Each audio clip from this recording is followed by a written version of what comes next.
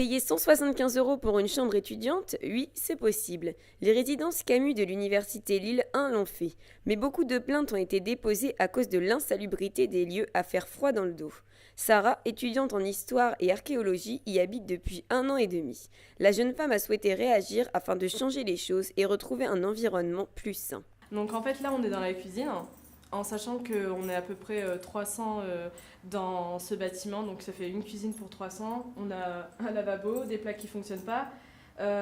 Comme tu peux le voir ici, il y a des boutons qui ne fonctionnent pas. En gros on est obligé de s'amuser en fait à chaque fois de prendre donc ce bouton là, de tourner, de reprendre ce bouton là, de retourner cette plaque, parce qu'en fait si on utilise toutes les plaques en même temps, il y a un dysfonctionnement de la plaque et donc plus aucune personne peut cuisiner. 4 plaques de cuisine défaillantes et un évier pour 300 étudiants, des urinoirs condamnés ou encore des cafards dans les chambres de 9 mètres carrés, on croirait presque à une mauvaise blague. Et pourtant, tout ça est bien réel. Quand je suis arrivée, j'étais au 3e étage.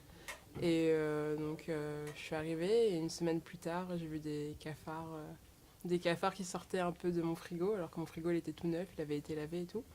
Et après, ils m'ont plus jamais quitté, on va dire. Ils partent du couloir, ils rentrent dans ma chambre, ils rentrent dans toutes les chambres en fait. Ils passent de chez le voisin à chez moi. J'ai constaté dans les 2 premières semaines qu'il y avait des soucis au niveau des douches et des soucis au niveau des insectes dans les chambres.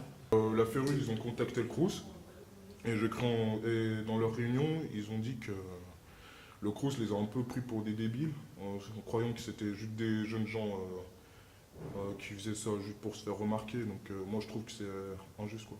Après la cuisine, les chambres et les couloirs, même le lieu qui est censé être le plus hygiénique fait peur à voir. Franchement, on n'a pas du tout envie de venir se doucher ici, que ce soit le matin ou que ce soit le soir, même après le nettoyage des femmes de ménage, parce que, comme vous pouvez voir, les portes elles sont juste dégueulasses. Il y a beaucoup d'humidité, on peut le voir ici au niveau du plafond, on peut le voir au niveau des portes qui sont faites en bois alors que le bois ne fonctionne pas du tout avec l'eau.